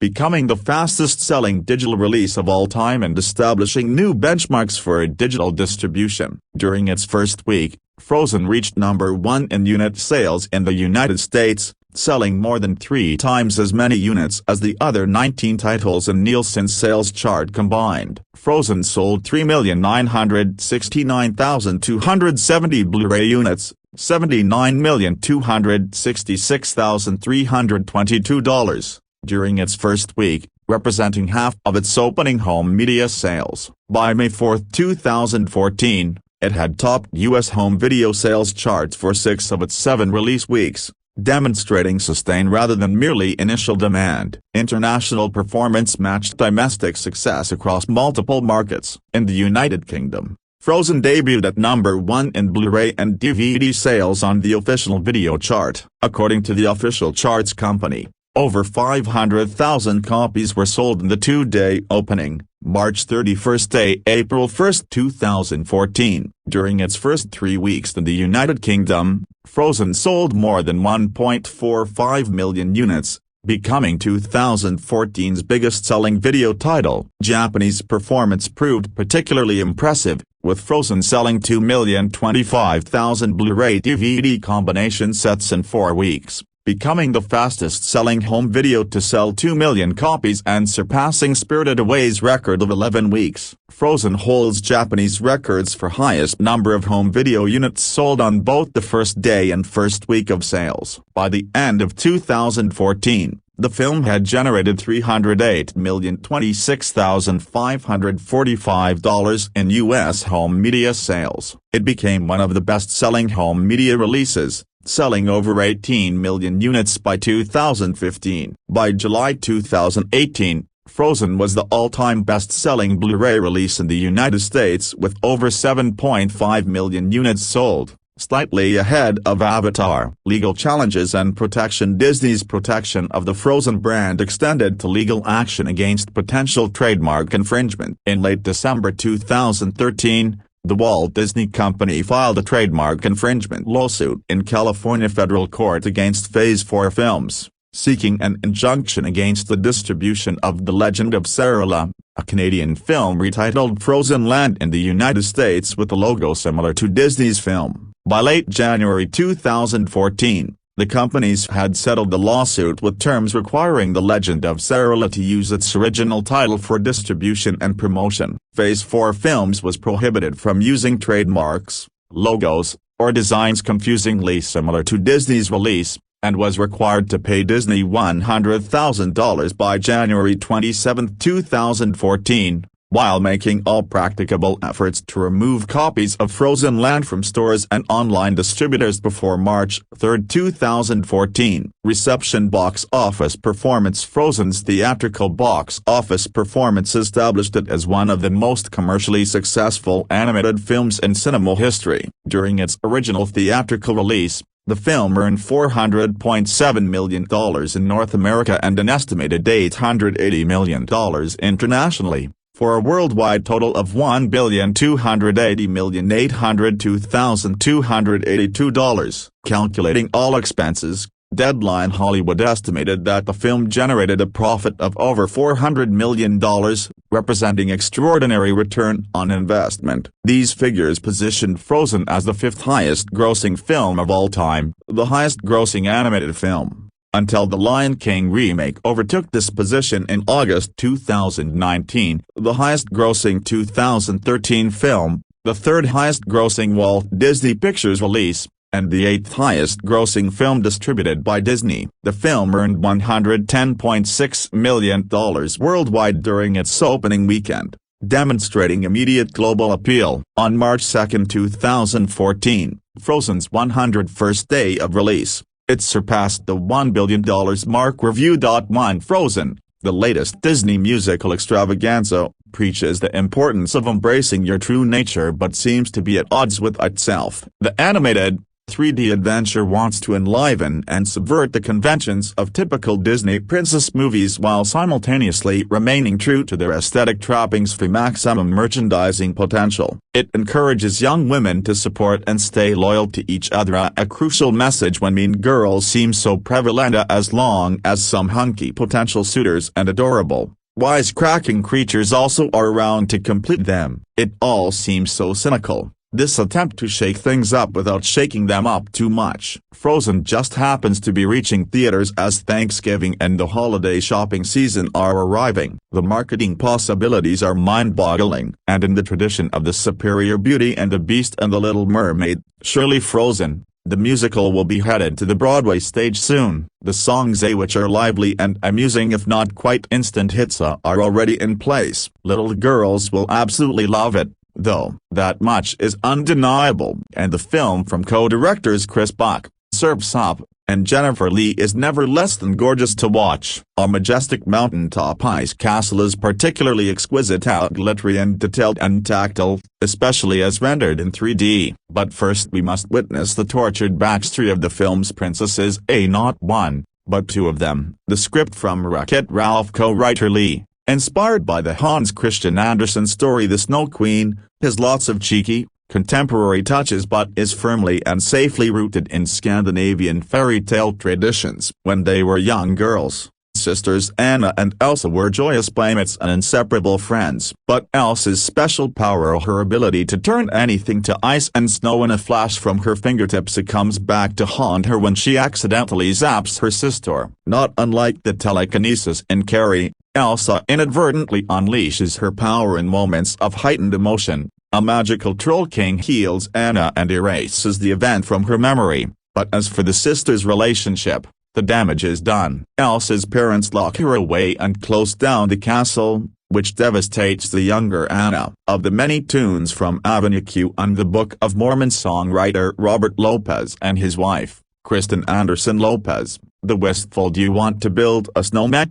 is by far the most poignant, but once they reach adolescence and it's Elsa's turn to take over the throne at age 18, the two experience an awkward reunion. The perky, quirky Anna, now voiced by a likable Kristen Bell, is a little nervous but overjoyed to see her sister. The reserved and reluctant Elsa, Broadway veteran Idina Menzel, remains distant, and with gloved hands hopes not to freeze anything and reveal her true self on Coronation Day. But a run-in with an amorous, visiting prince, Santino Fontana, who sets his sights on Anna, triggers Elsa's ire, and she inadvertently plunges the sunny, idyllic kingdom into perpetual winter. Flustered and fearful, Elsa dashes away in a fit of self-imposed exile, which significantly weakens Frozen, since she's the film's most complicated and compelling figure. On her way to the highest mountain she can find, Elsa belts out the power ballad Let It Go. her version of I Am Woman. This soaring declaration of independence is the reason you want a performer of Menzel's caliber in this role, and it's the film's musical highlight. Her flashy physical transformation from prim princess to ice queen does make her resemble a real housewife of some sort. However, afterward, though, the story settles in on Anna's efforts to retrieve her sister and restore order to the kingdom. Along the way she gets help from an underemployed ice salesman named Christoph, Jonathan Groff, and his trusty reindeer sidekick, Sven. They all meet up with the singing snowman named Olaf, a lovably goofy Josh Gad, star of the Book of Mormon on Broadway, who dreams of basking in the warmth of the summer sun. This Wizard of Oz-style quartet makes the obstacle-filled trek to the imposing fortress that awaits. At least Frozen has the decency to borrow from excellent source material. While the journey may seem overly familiar, the destination has some surprises in store. Some come out of nowhere and don't exactly work, but the biggie of the one that's a real game-changer in terms of the sorts of messages Disney animated classics have sent for decades is the one that's important not just for the little girls in the audience, but for all viewers. It's so innovative, it makes you wish everything about the film met the same clever standard. Review. To move over.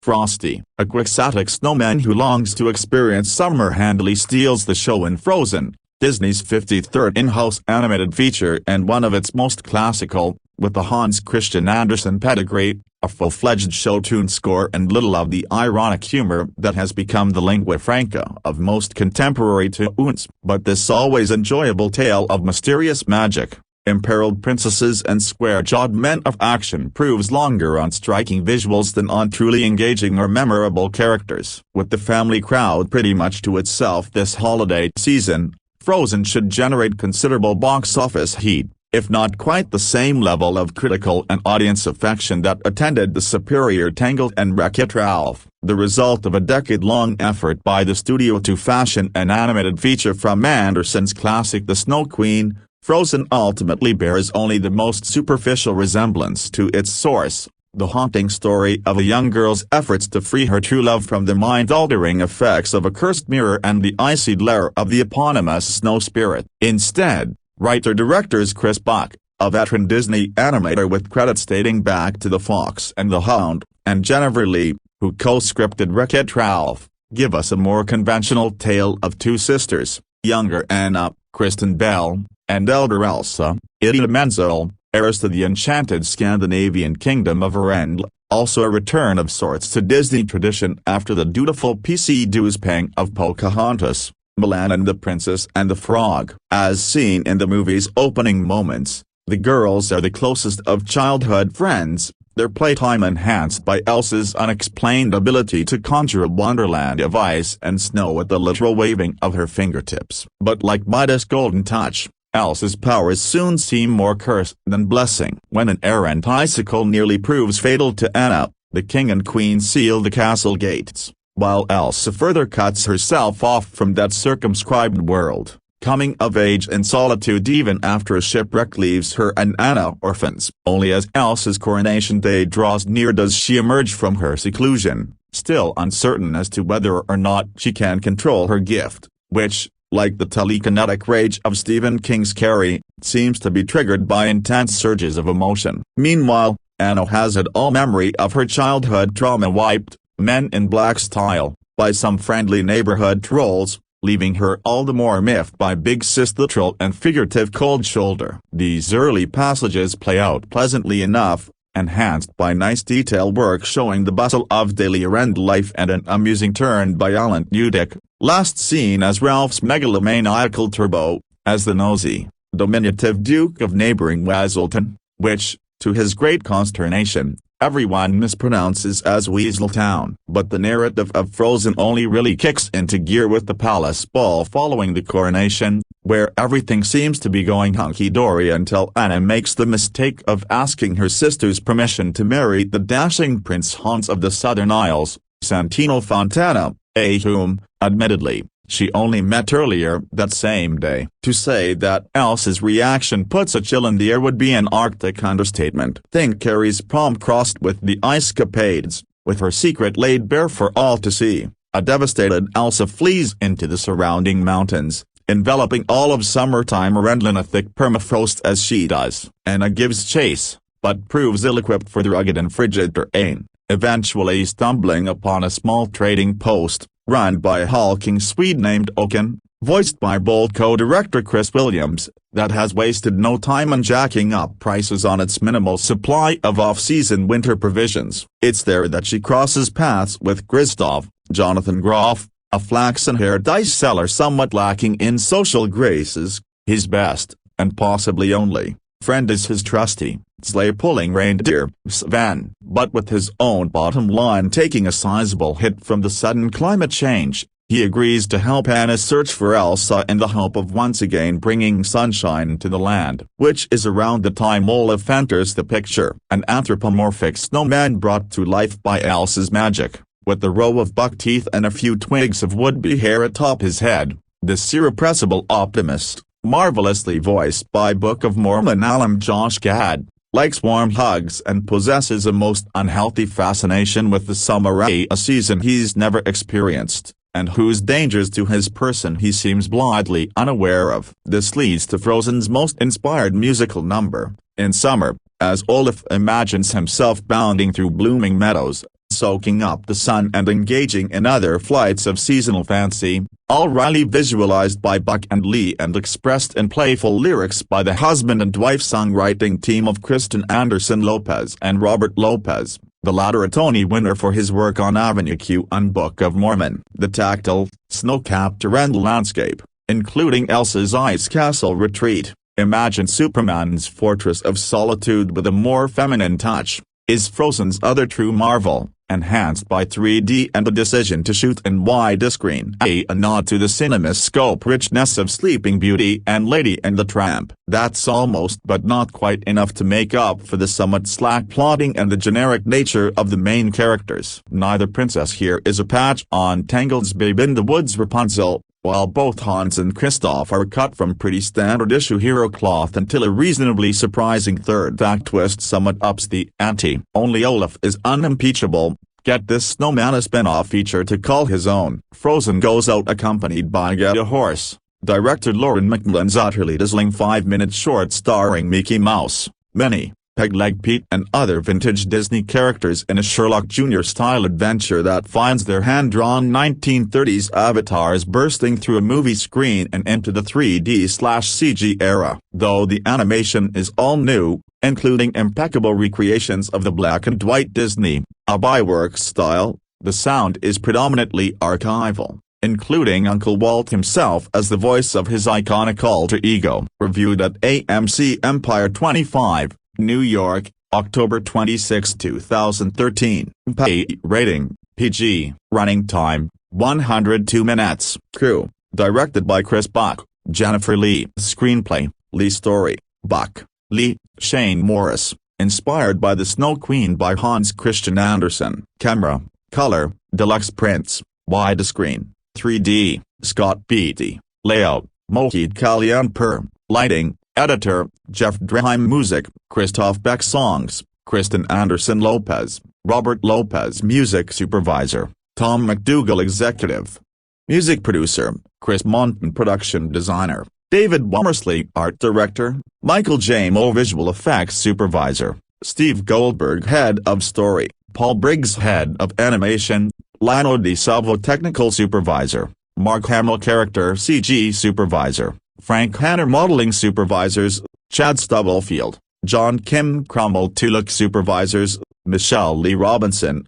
Hans Georgi Keem. Character TD supervisors, Keith Wilson, Carlos Cabral. Technical animation supervisor, Mark Hempy. Animation supervisors, Rebecca Wilson Brissi, Hiram Verlosmond, Malcolm B. Pierce. 3, Tony Smead, Wayne Unton. Supervising sound editor, sound designer, Dolby Atmos, Odin Benitez. Re-recording mixers, David D. Fleur, Gabriel Guy. Stereoscopic supervisor, Katie A. Fico. Associate producer, Amy Scribner. Casting Jamie Sparrow Roberts, with voices, Kristen Bell, Idina Menzel, Jonathan Groff, Josh Gad, Santino Fontana, Alan Udick, Kieran Hines, Chris Williams, Stephen John Anderson, Maya Wilson, Edie McClurg, Robert Pine, Morris Lamarcky, Livy Stubenbach, Eva Bella, Spencer Gaines, Jesse Corti, Jeffrey Marcus, Tucker Gilmore. Review. 3 So I just got back from going to the movies with my friend Lisa and we saw the latest Disney offering Frozen and I went in with high expectations. Alonso Duralde from What the Flick said it was the best Disney movie since Lion King and I believe it had 94% rating on Rotten Tomatoes, pretty high praise. I have always been a huge fan of animation and typically they are my favorite movies of the year. They certainly can be stinkers but the potential for creativity and clean humor is there too. This is certainly the case with Frozen and it is worthy of all the praise heaped on it. I liked it as much as Tangled if not more so. And I loved Tangled. The story is based on Hans Christian Andersen's fairy tale The Snow Queen which I think will be new enough to most audiences to feel fresh and exciting. I have read it but it isn't as familiar as say Sleeping Beauty or Cinderella, or Little Mermaid and Beauty and the Beast. One nice thing about the story is there is no true villain. There is a helpless but powerful character but no true villain. In Pixar's Brave there is also no villain and in that case I think it hurt the story but this has enough of a sense of dread to make up for a central evil character. The voice cast is uniformly strong with Idina Menzel and Kristen Bell playing two sisters who are orphaned princesses in a faraway land. They grow up isolated from each other and the public but are forced to interact with each other and the Menzel sister becomes upset and turns the town into an eternal winter. Isolated she creates a castle and Belle's Anna must go and find her sister with the help of a charming snowman, who is in the movie just long enough to be entertaining but not annoying. A reindeer and his owner named Kristoff. There is also a dashing prince that figures in the midst and several other characters. The cold and icy scenery is beautifully drawn and the songs by Robert Lopez of Avenue Q fame are wonderful. They are more obviously Broadway style than anything since Beauty and the Beast. Tangled was wonderful in the score but more of a pop feel. My only qualm with the music is that going out of it all of the songs kind of run together and sound similar. It's not like Hakuna Matata or Be Our Guest where the song feels different and exciting, something new. Maybe part of that is I saw those movies as an impressionable child and I saw this at 32. I don't know but I really enjoyed the music. The story has a nice message about family, sisters, and the many forms of true love. It surprised me at points which is tough to do in a princess movie and the snowman was very funny. It's completely appropriate for young children with only one scary snow monster that isn't too frightening and is only in the scene briefly. I think any young girls would love it. Whether it will appeal to young boys I'm not sure. It doesn't have as much to appeal to boys as Tangled but there is some. The snowman, Kristoff, the reindeer would appeal. So, go take your kids, especially your girls to see Frozen. It is worth your money and will be an experience that will stick with them forever just like the princess movies stuck with me. Plus, these are strong, independent women who come to their own rescue without the need of Prince Charming. Love that. Review. 4 I wanted so much to like this film. Maybe I'm just too old. This film is so popular that I was convinced that the plot to Frozen would be a unique and fresh idea, but as the story went on it became apparent that this is just another Disney where a perfect princess needs an act of true love to save her life. Isn't that just about every Disney princess film ever made? Yeah. Disney films have become funnier over the last few years, and I have to admit that I did laugh while watching this film. The animation is also very impressive and I really like that the reindeer couldn't talk. Frozen is a good film with impressive animation and quirky characters. I just feel let down by the plot which was painfully predictable and the characters that were all perfect and amazing singers. However, I understand the film is for people younger than myself and were I younger I would probably have loved it. Next time I would like a Disney film with a princess who isn't perfect in looks or in personality. I'd also like to see a Disney film with an LGBT lead, and a plot that revolved around something more realistic than true love. Review. 5 At first, I don't really have any interest on watching Disney's latest animated film, Frozen. Its trailer didn't appeal to me, and that time I was actually hoping for a Disney film with literally more Christmas feel. However,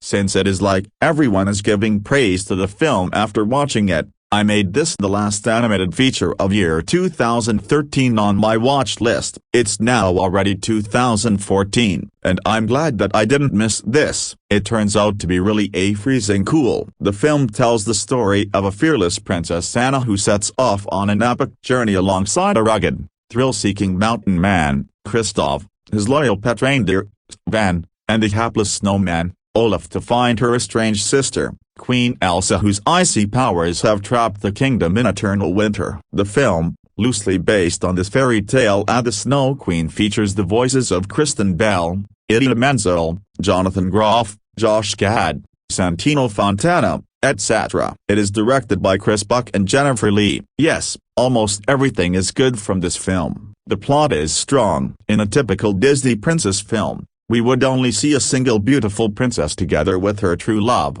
always a charming guy and the enemy. In Frozen, we had the charming guy and the enemy parts too, as usual, to make the story runs. But now, we had two main female characters emphasized on, one princess and her sister, the newly crowned queen. We got to see interesting story development from both of them, alongside with other characters, particularly the snowman Olaf, that makes things hilarious in several scenes. Parts of the storytelling are very predictable, of which we couldn't escape from every fairy tale. I already knew from the very beginning that Prince Hans will be the bad guy and that this story would have another happy ending as usual. Anyway, that wouldn't ruin the show. However, I still prefer if the movie would deliver some kind of surprise or unexpected twists to the audiences. That would be much more exciting. One thing that I was also not too happy about for this film is that there are too much of singing. I knew it is a musical film too, but you don't need to simply replace many parts of dialogues and conveying it through loud singing unnecessarily. I'm just not into musical type. Sorry, but yeah,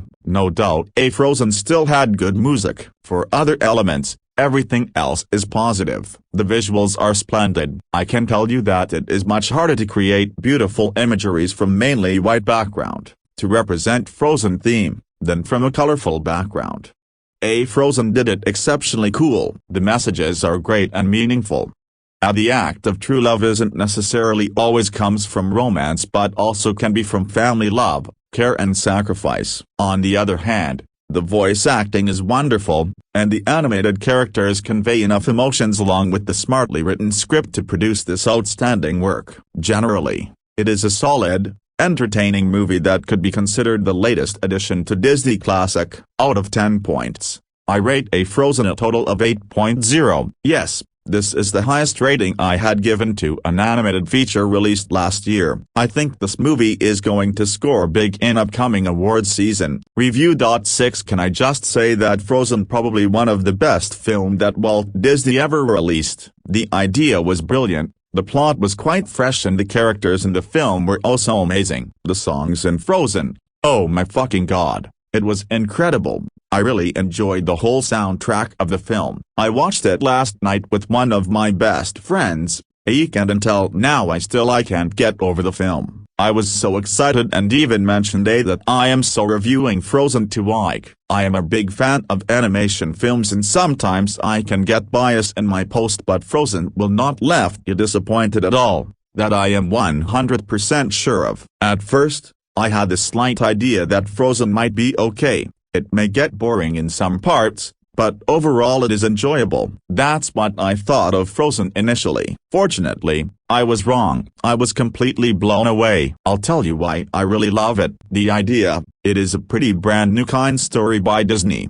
What more peculiar in this film is the centralization of female characters with different personal traits. Elsa, she is blessed with icy power and she didn't turn evil like some Disney characters did. She suffered isolation because she can't control her power and she was overwhelmed of fear that it will cause hurt to anyone, especially her sister. Anna, she's nothing like Elsa. She's bothersome and a bright girl in her own way. Hans is what I felt surprised the most. He is nothing like Prince Charming. He's so similar with Anna in some way that it is indeed creepy. I thought they will end up together and happily married. When Hans suddenly turned to be the evil prince, and he's not really in love with Anna as what he did before were part of her acting, I gasped in horror. I am just being a little dramatic. Olaf, the snowman, is probably one of the best things that ever happened in Frozen. He is funny and not Macron in his own way. He loves sun and summer without having any idea that those two things will melt him right away, as he is a snowman. The act of true love is not always must be a kiss from a prince like the ordinary tale we used to read back then. Anna is set free from her own curse when she tried to save Elsa, though it turned her into ice-frozen sculpture. The act of true love that they show in this film is the love that connects between two sisters. The characters,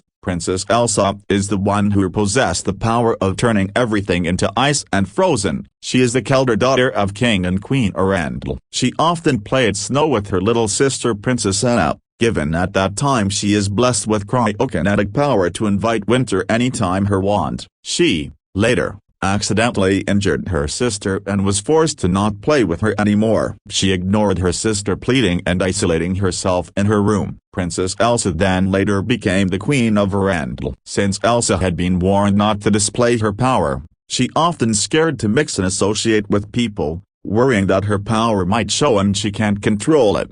On the coronation event, Anna somehow triggers Elsa's anger and she released her power in front of everybody. Due to this, Elsa ran away and tries to isolate herself so she will not injure anyone. I am not so fond of Princess Anna. For me, she's annoying and irritating. However, she loves her sister, Princess Elsa, more than anything else. She didn't lose her faith in her sister so quickly and even went to find her in the middle cold harsh winter to convince her to return to Arundel. Anna is what you can call the little bubbly bimbo girl. She wanted to get married to Hans, the prince she met at the Elsa's coronation. Even she just met him only one day. She didn't have the slightest idea of who Hans is, yet was convinced that he was the true love of hers. She was enraged by her sister's decision for not giving her consent on the idea of her getting married. This was the event that led Elsa unleashes her power in front of Arundel people. Feeling guilty and responsible by it,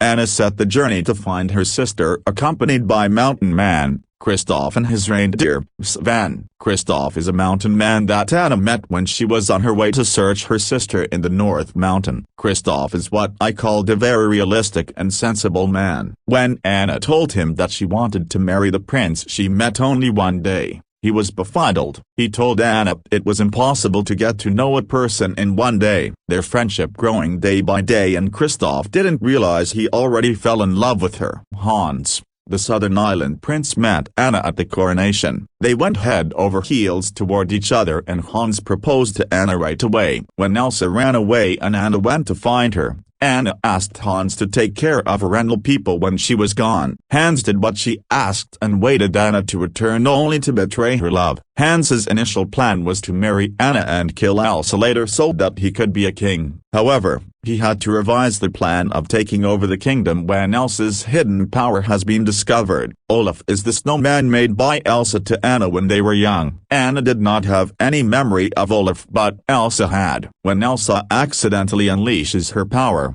everything she created became alive, and one of them is Olaf. Olaf then joined Anna's journey to find Elsa and become Anna's best friend. Review.7 OK, here it is, the review you all have been waiting for and asking me to do for the longest while. The reason I took so long to see it was that I was waiting for it to come out on DVD. Why? Well, because I would be able to snap images from it for my review the way I usually do, and also because I honestly had no idea what I thought about it when I saw it the first time, hence my need to see it again. So now that I've rewatched it, what do I think of Disney's billion-dollar grossing addition to the Disney canon, Frozen? Well, a broken bar.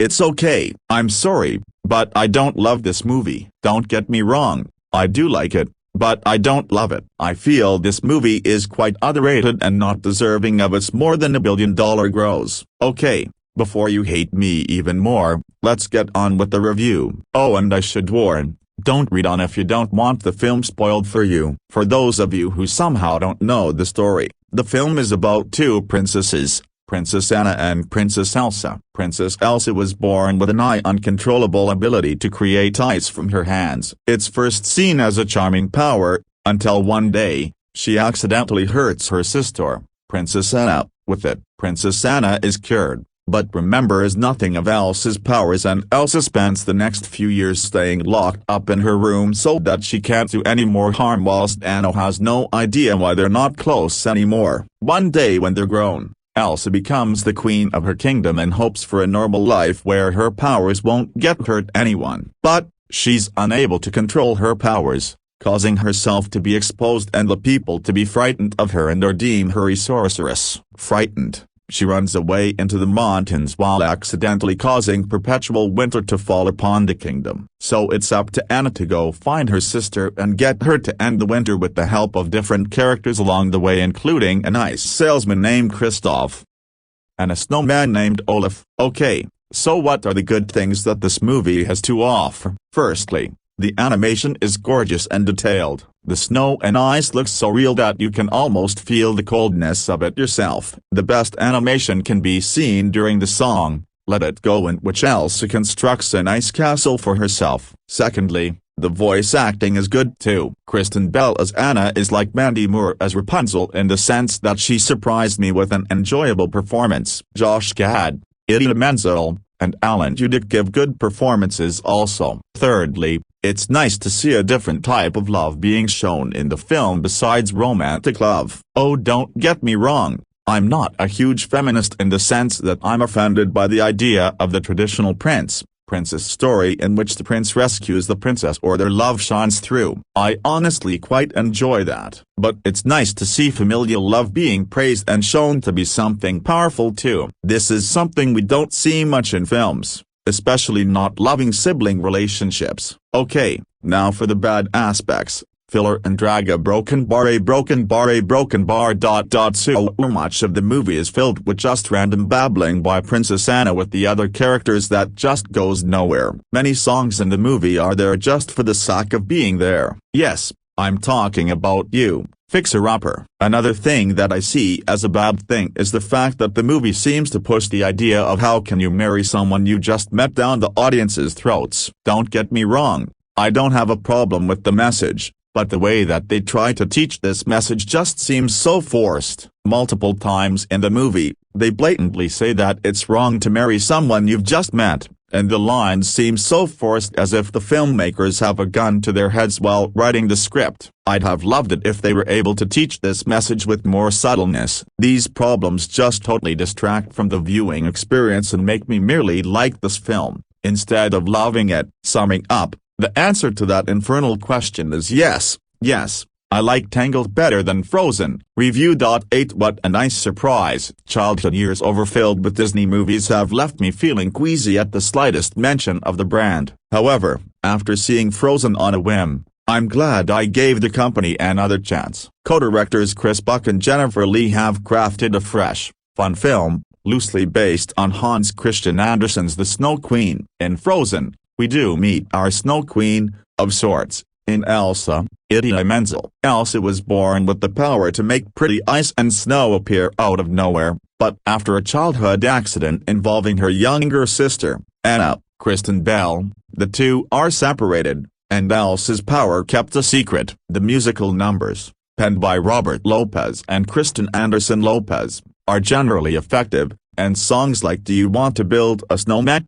Offer exposition without feeling forced. That song in particular creates a heartbreaking and completely seamless transition through Anna and Elsa's childhood and adolescence. It works wonders to set up the divide between the two. Some of the foreshadowing is a little heavy-handed. The film opens with a song called Frozen Heart, and the cutesy humor often feels familiar, but the plot is simple and easily enjoyable. Frozen was a film released for the holiday season, and in that respect it's a harmless, light-hearted escape. The story and twists can get predictable, but there are some great moments when typical Disney's fairy tale tropes are subverted. For example, an amusing amount of time is spent knocking some sense into Anna, as variations on the line "You can't marry a man you just met" become a running gag. Many have lauded the film as one of Disney's best animated musicals in over a decade, and as mentioned, the numbers here do not disappoint. The best of them is Let It Go. an award-bait anthem that Menzel belts to the snowy heavens. The song is both an immense moment of release for Elsa and an affirmation of Broadway veteran Menzel's ideal casting. Kristen Bell has decent singing chops herself,